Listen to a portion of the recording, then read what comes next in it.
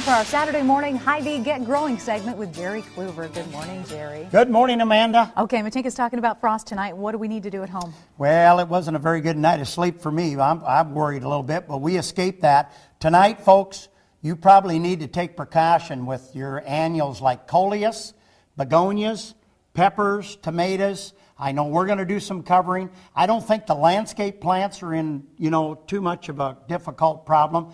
But if you got a hydrangea with some foliage, make sure you go ahead and give it a light sheet. Remember, no plastic. Light sheet material, landscape fabric, burlap, and pin it down so it doesn't blow off. Because I think I heard between 3 a.m. and 9 a.m. tomorrow morning is the critical time. All right, sounds good. You bet. Well, let's start with our first question. It comes from Rose in Des Moines. My peony bushes have become thin and produced very few blooms over the last couple of years. They are old, established plants. Should I fertilize them? Yes, she should, Rose. I know exactly what you're putting up with. Some nice foliage, not enough bloom. I'll tell you what, go out there and get you some superphosphate. And it'll say on the package by the square foot. Let me make it easy for you.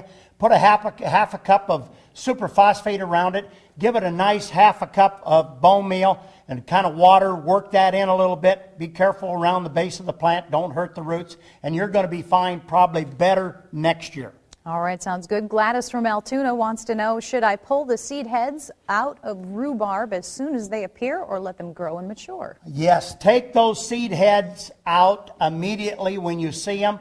That's just going to re-energize the rhubarb. Put some compost manure, spread compost manure down around them, and that's bought in a 40-pound bag, and work that in, maybe a good gallon of it or so, and you're going to be fine with rhubarb, of course, later. All right, great. We have Elaine from Urbandale. I have a sweet autumn, is that clematis? Clematis. Clematis, thank you, that has left a large dried vine on my fence. Should I tear the old vine off? In the future, should this be done in the fall? Take some of that old vine off, yes. Leave a little bit. Of course, this clematis is a very fragrant, white blooming clematis in the fall. They're usually purchased in late July, August. But go ahead and give it some bone meal.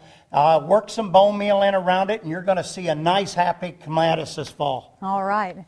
And we have Linda Williams. Jerry, what can you use to get rid of clover in your lawn? Well, Creeping Charlie's been a problem, and oxalis and clover. Go out and get you some oxalis clover killer. Mix it 2 ounces to a gallon. Better yet, put it in that nice fancy dial of spray and make your spraying very easy. Very good. John and Lynn from West Des Moines want to know, what do we use to get rid of moss in our yard? Well, he has sour soil there, and it's probably in a shaded area. Take a rake through it.